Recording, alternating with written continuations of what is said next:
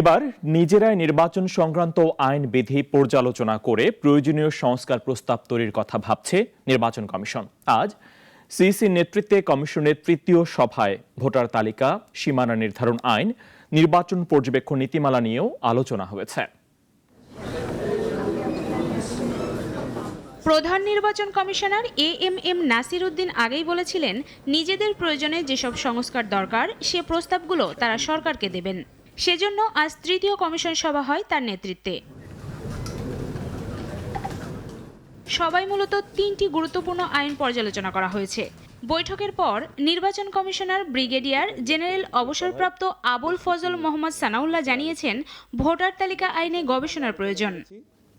বিভিন্ন দেশে আমাদের প্রবাসী বাংলাদেশিদের দূতাবাসের মাধ্যমে ভোটার নিবন্ধন কার্যক্রমের শর্ত, পদ্ধতি এবং সীমাবদ্ধতা ইত্যাদি নিয়ে পর্যালোচনা করেছি। আমরা সিদ্ধান্ত নিয়েছি যে এটাকে আরও কিভাবে সহজীকরণ করা যায়।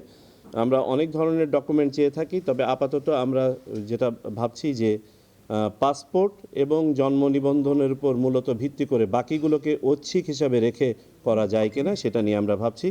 এছাড়া সীমানা নির্ধারণ আইন 2021 ও নির্বাচন পর্যবেক্ষণ নীতিমালা 2023ও পর্যালোচনা করা হয়েছে। আমাদের কাছে এই মুহূর্তে 41টি আসনে ইতোমধ্যে 248টি আবেদন জমা পড়েছে, সীমানা সংক্রান্ত বিভিন্ন ধরনের আবেদন। তো এগুলো নিষ্পত্তি করার জন্য আমরা অপেক্ষা করছি যে সীমানা নির্ধারণ সংক্রান্ত কী ধরনের সিদ্ধান্ত আসে। সংস্কার কমিশনের এতেও একটা সুপারিশ আছে। সভায় ইউরোপীয় ইউনিয়নের গণতন্ত্র বিশেষজ্ঞ মাইকেল লিডরের সাথে এক বিশেষ সাক্ষাৎ অনুষ্ঠিত হয়। এ সময় ইসির সচিব জানান, ভোটারদের আস্থা ফেরাতে বলেছে EU. Upazila district, regional and national level, and we had very interesting conversations until now.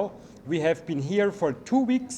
We will be leaving the country by the end of this week, and we will be very happy to continue conversations with the national institutions as well as civil society in Bangladesh. সব লেভেলেই একটাই কথা যে ওনারা commitment আছে for free, fair and credible election, এবং এটাই ওনারা খুব সুন্দরভাবে আমাদেরকে বলেছেন যে এখন বাকিটুকু সময়ের ব্যাপার, যেন এই জিনিসটা হয়। নির্বাচন কমিশন যে দীর্ঘদিন ধরে এইসব আইন ও বিধিমালার পর্যালোচনা করছে, তা এক্ষেত্রে দেশের গণতান্ত্রিক প্রক্রিয়া এবং সুষ্ঠু নির্বাচনের পরিবেশ প্রতিষ্ঠায় গুরুত্বপূর্ণ অবদান রাখবে বলে মনে করা হচ্ছে। প্রিয়াঙ্কা সেন, নাগরিক। কোটি কোটি মানুষের ভালোবাসায় ফ্রিজ, টিভি এবং এসিতে দেশের 1 নম্বর ব্র্যান্ড ওয়ালটন।